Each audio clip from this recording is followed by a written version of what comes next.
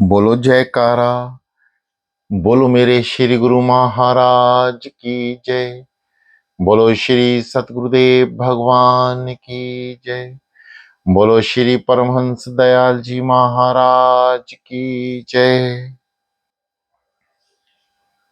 श्री अद्वैतानंद सच्चिदानंद प्रकाश श्री सतगुरुदेव भगवान जी के प्रेमियों, हम अध्ययन कर रहे हैं श्री दादा गुरु महाराज जी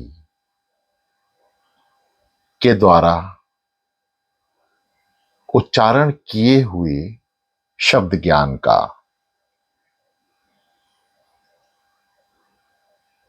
अभी 2-3 दिन से श्री दादा गुरु महाराज जी अपनी मुखारबिंद से उर्दू एवं फारसी शब्द का ही उच्चारण कर रहे हैं। ये दास क्षमा प्रार्थी है कि ठीक से उन शब्दों को या उनकी वाणी को ठीक ढंग से उच्चारित नहीं कर पा रहा,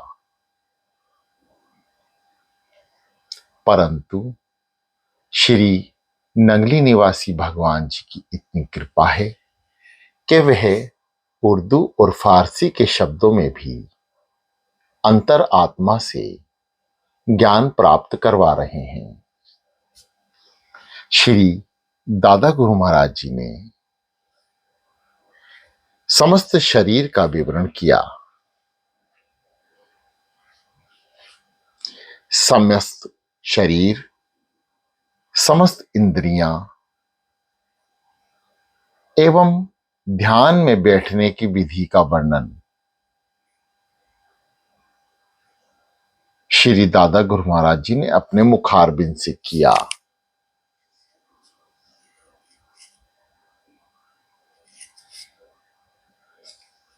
साधना स्थित होते समय अपने गुरु के प्रति जीव का क्या विचार होना चाहिए, उसका भी वर्णन श्री परमहंस दयाल जी श्री दादा गुरु महाराज जी ने किया।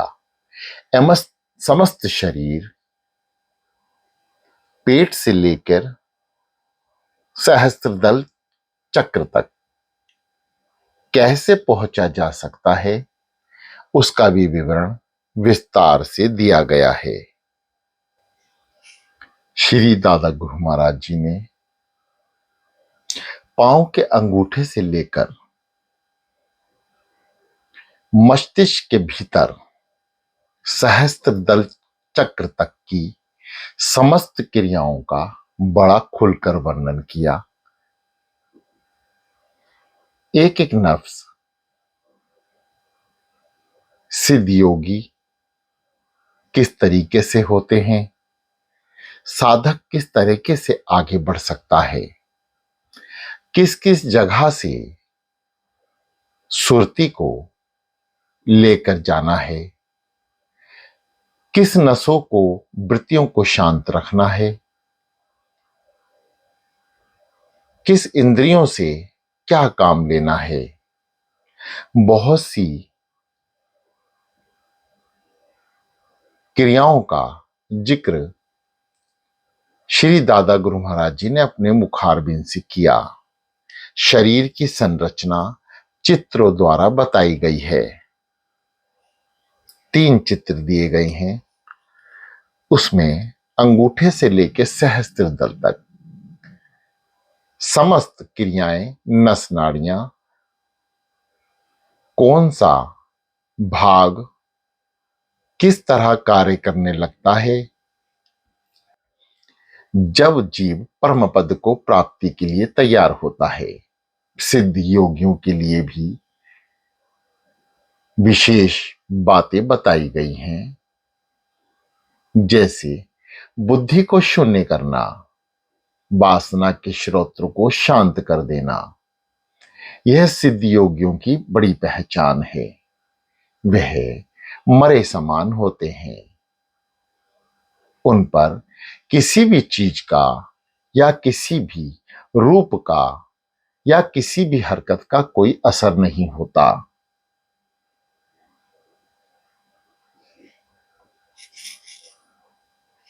श्री नंगली निवासी भगवान जी की कृपा से ही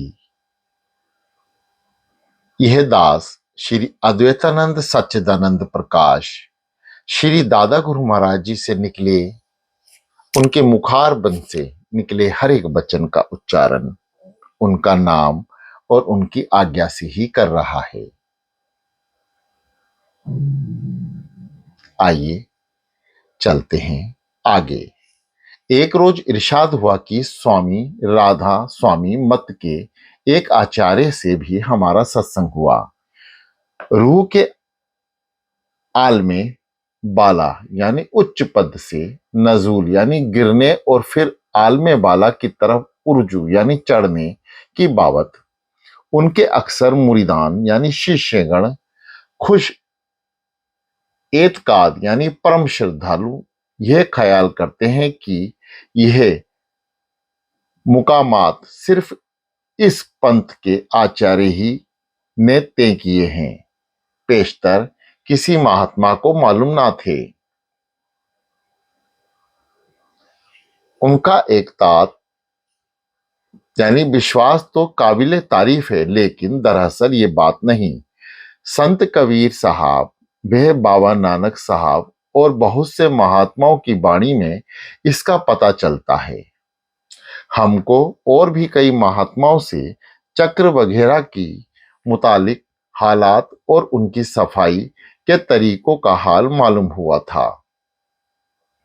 हजरत मौलाना रूम साहब ने भी अपनी मन मसनबी में इसका जिक्र किया है।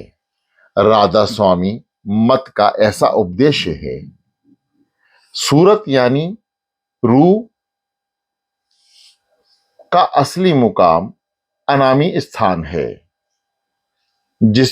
जिसको अलाप यानी लोग भी कहते हैं।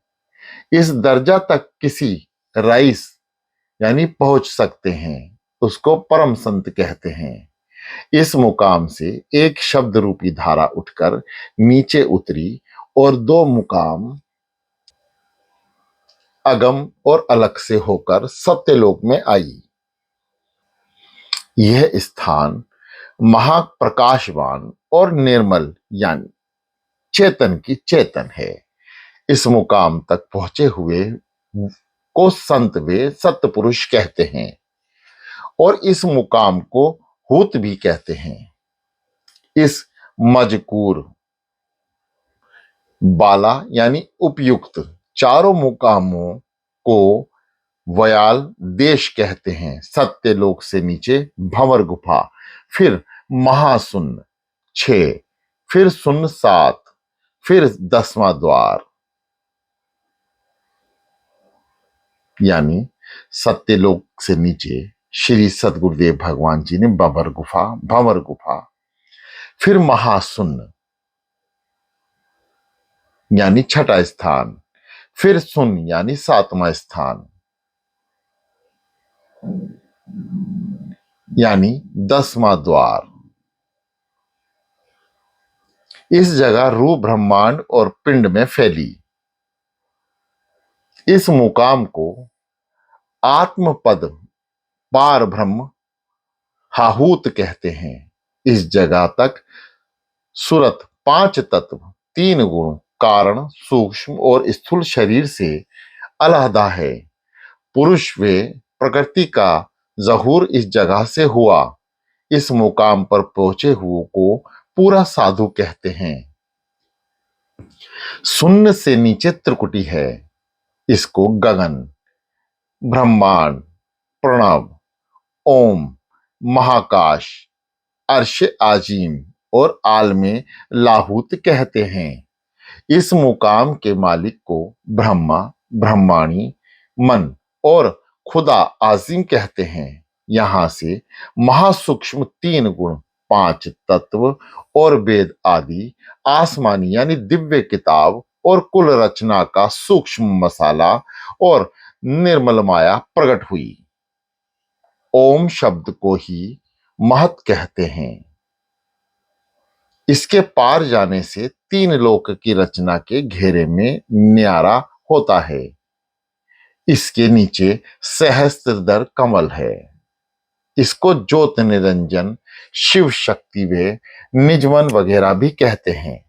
संत मत में यहां से ही साधना शुरू कराई जाती है।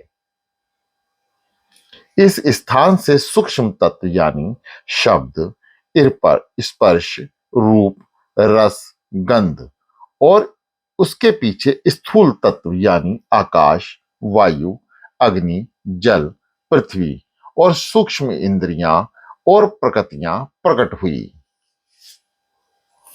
इसी स्थान का प्रतिबिंब यानी अक्स या साया पहले नुक्ताए स्वेदा यानी तिल में, जो आंखों के पीछे मध्य में है, पड़ता है। फिर दोनों आंखों में उसकी धारा आकार ठहरती है और सहस्त्रदल कमल से चिदाकाश यानी व्यापक चेतन, जिसको ज्ञानी ब्रह्म कहते हैं, तमाम पिंड यानी देह में और कुल रचना में, जो उस मुकाम से नीचे ही फैला हुआ है, यहां तक कि दर्जत इल्वी यानी आसमानी है। इसके नीचे 6 स्थान यानी जिसको षट चक्र कहते हैं, पिंड में इनके अबस प्रतिबिंब हैं।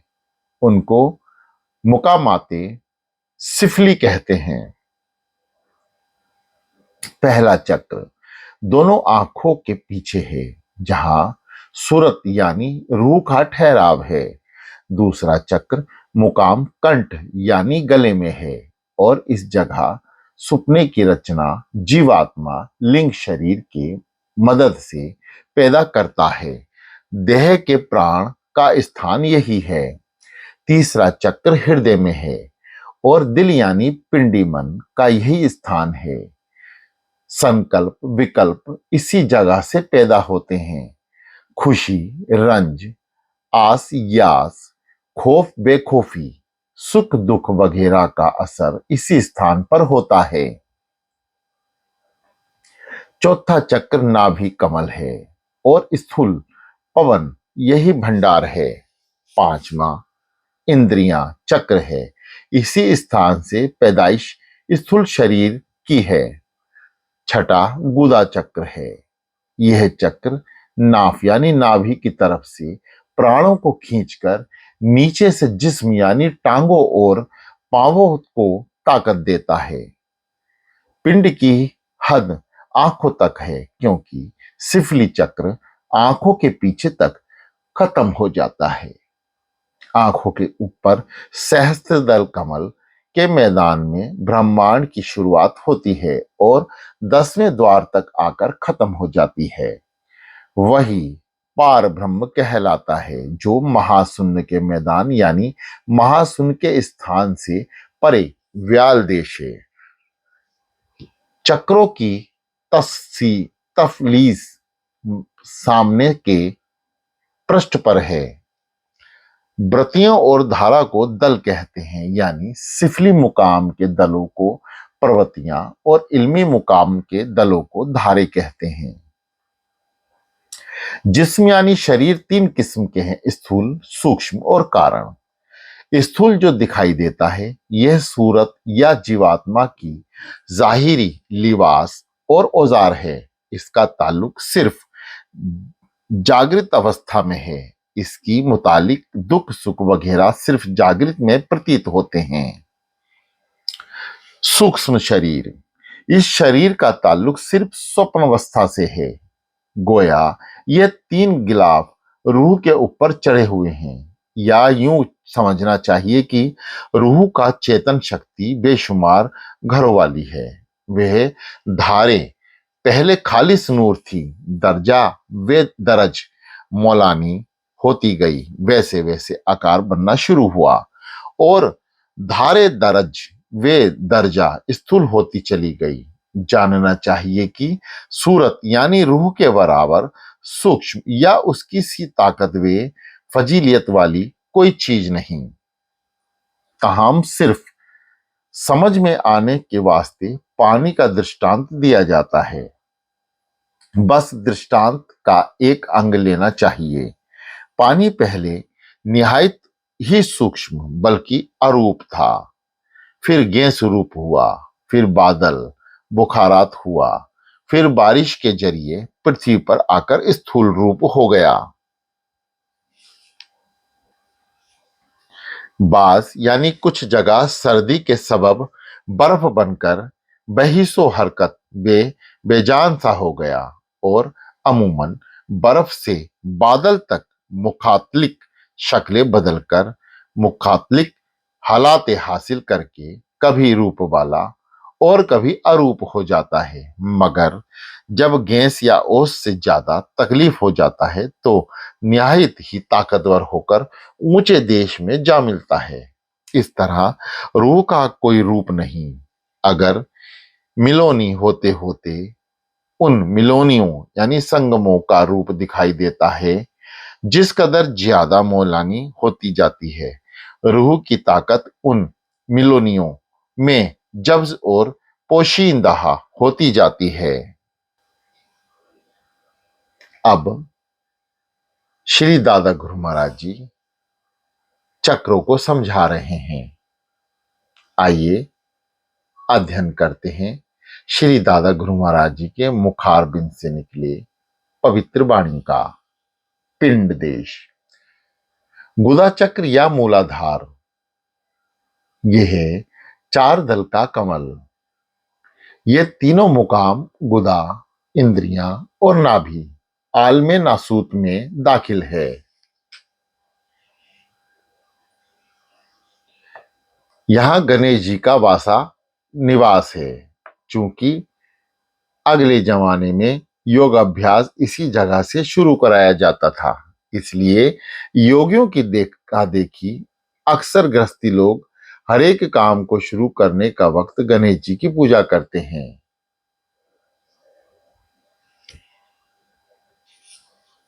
इंद्रियां चक्र या स्वाधिष्ठान चक्र, छह दल का कमल, ब्रह्म यानी कुवाते पैदाइश की वासा है।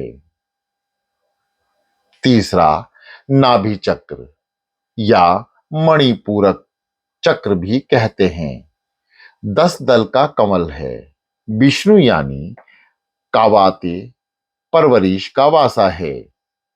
चौथा हृदय चक्र या अनाहद चक्र, 12 दल का कमल। यह तीनों मुकाम महादेव यानी कुवाते फना का वासा है। पांचवा कंठ चक्र या विशुद्धि चक्र, 16 दल का कमल, कंठ कमल और शिव नेत्र, दुर्गा यानी कुवाते इच्छा से ख्वाहिश की वासा है। छठा तीसरा तिल या नेत्र, जिसे शिव नेत्र, श्याम श्वेत आज्ञा चक्र भी कहते हैं, 2 दल का कमल, आल में मालकूत में दाखिल है। सूरत यानी परमात्मा का वासा है। शुरू में इस जगह सूरत को समेटना चाहिए। इस मुकाम के साथ अंतःकरण की दौड़ लगी हुई है और अंतःकरण के साथ 10 इंद्रियां वगैरह की दौड़ लगी हुई है। यहां मुकाम सिफली खत्म हुआ। 7 सहस्त्र दल कमल, 10,000 कमल का दल है। जब रूत ज्योत निरंजन का वासा है, यहां 2 आवाजें आसमानी निकली हैं, यानी शब्द प्रकट होता है। इनको पकड़कर सुरत ऊपर की ओर चढ़ती है। 8वां त्रिकुटी, 3 दल का कमल, लाहूत ओम का वासा है और त्रिकुटी संतों में यह योगेश्वर की नहीं है, इसे हंसमुखी भी कहते हैं। 9वां शून्य यानी 10वां द्वार महाशून्य, 1 दल का कमल, हाहूत पार ब्रह्म का वासा है। यहां स्थान इल्मी खत्म हुए। 10वां भंवर गुफा यानी मैदान, 4 शब्द और 5 मुकाम गुप्त हैं। 11 सतलोक, हूत अलहूत सोहंग पुरुष का वासा है और सोहंग सांसों का नहीं है। ये दोनों स्थान यानी महाशून्य और भंवर गुफा व्याल देश में की हद में है। 12वां हूत सत्य पुरुष का वासा है। इसके ऊपर 3 मुकाम और हैं, मगर संतों ने इसको प्रकट करके बयान नहीं किया। जिस वक्त रूह उन मिलोनियों में खेलों की प्रीत छोड़कर शब्द में प्रेम पूर्वक जोड़ेगी, तो उससे मिसल उस अग्नि के जिसके ऊपर के राख हटा दी जाती है ऐसे ताकत पैदा होगी, जिसके जरिए जड़ चेतन और कांट खुलकर और ब्रह्मांड फोड़कर सत्यलोक नाभि स्थान में जा पहुंचेगी। उसी वक्त आवागमन से निजात होगी। मन, इंद्रियां, वे देह, जुमला सांसारिक पदार्थ वे स्वर्ग वगैरह जड़ हैं, और सुरत यानी रूह चेतन है। मुकाम त्रिकुटी ब्रह्मांड फोड़कर सत्यलोक नामी स्थान में जा पहुंची, उसी वक्त आवागमन से निजात होगी। मुकाम त्रिकुटी में इसकी मिलोनी शुरू हुई।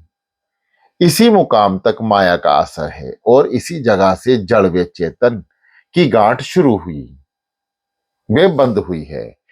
इस जगह सूरत जिन मुकामात में होकर नीचे उतरी, उन्हीं मुकामात से दर्जा व दर्जा अभ्यास से ऊपर की तरफ खींचकर ले जाने से त्रिकुटी में जड़ चेतन की गांठ खुल जाएगी, यानी जड़ पदार्थ इसी जगह रह जाएगा, वहां से आगे नहीं जा सकते। अगर चाह ब्रह्मांड के मुकामात निहायत बड़े हैं और दूर दुराज फासले पर वका यानी स्थित हैं, ताहम यानी फिर भी, मिसल तार भी यानी बिजली की तार के समान उनकी डोरियां हमारे अंतर्मन में लगी हुई हैं।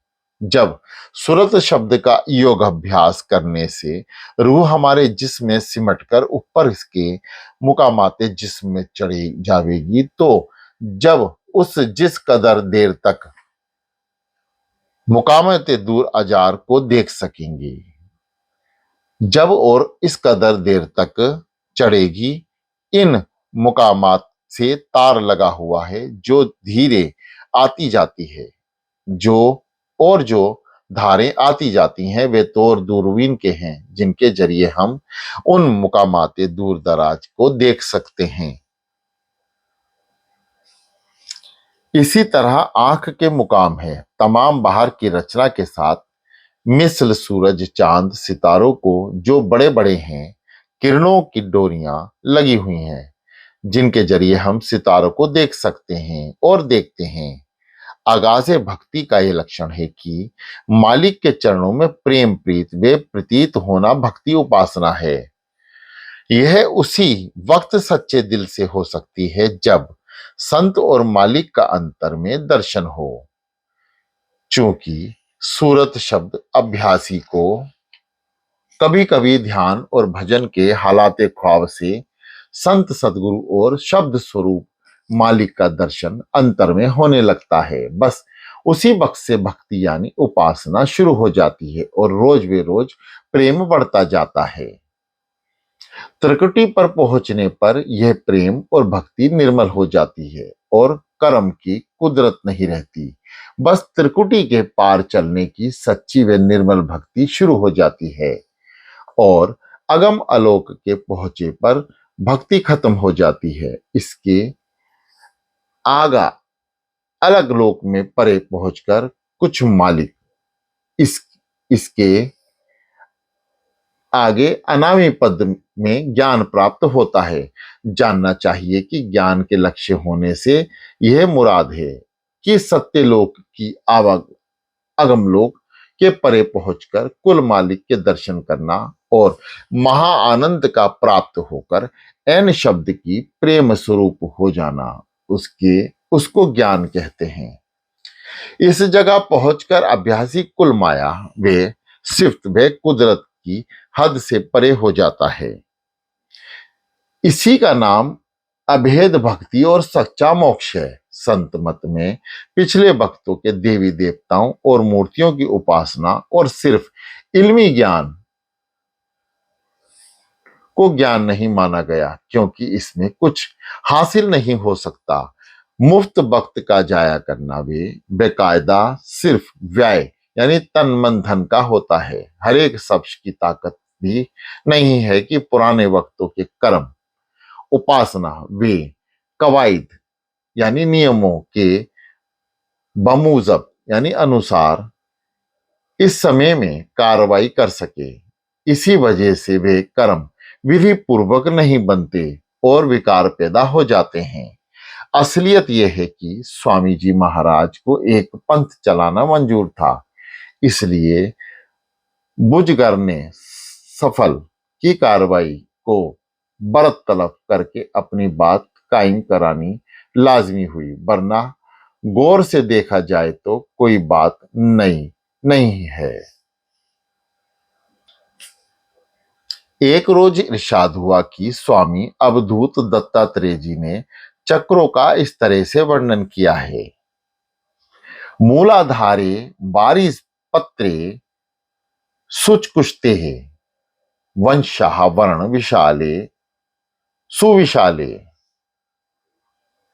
रक्तिम वर्ण श्री गणेशाय नाथ भक्ताया दत्तात्रेय गुरुमूर्ति पूर्णतस्म स्वाधिष्ठाने षट्दलपत्रे सतुलिंगे बाला ताप तृण विशाले सुविशाले पीतवर्ण भक्ति रूप दुहानता दत्तात्रेय श्री गुरुमूर्ति प्राणतस्यम नभो मध्ये पत्र दशके डफ वर्णे लक्ष्मीकांत गरुड़ का नरवीरा नील रूप निरूपण रूप निगमात नील रूप निर्गुण रूप निगमात दत्तात्रेय गुरुमूर्ति प्रतिष्ठा स्वामी कंठ स्थाने चक्र विशुद्धि कमलाते चंद्राकारे षोडश्य पत्रे स्वर्वाणे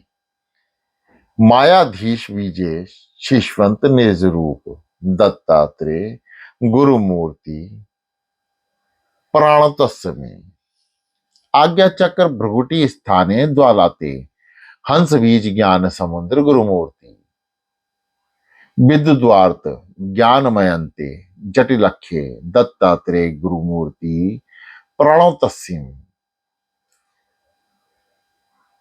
मूर्धस्थाने बरिज पत्रे शशि बीजे शुभ्र बण परमहंस सहस्त्र सुवशाले हविजाख्या वर्ण सहस्त्र तुर्यात दत्तात्रेय गुरुमूर्ति प्राणोतस्य ब्रह्मनंदा ब्रह्मकुंद भागवते ब्रह्मानंद सत्यमंत भवरूप पूर्ण चिद धन पंचवे खंड स्वरूप दत्तात्रेय गुरुमूर्ति प्रणतस्यम शांताकारम शेषायानम सुरवांदम कांतानाथ कोमल गात्र कमलक्ष्य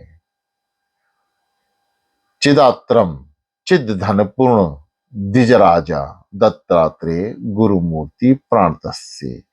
बोलो जयकारा बोल मेरे श्री गुरु महाराज की जय।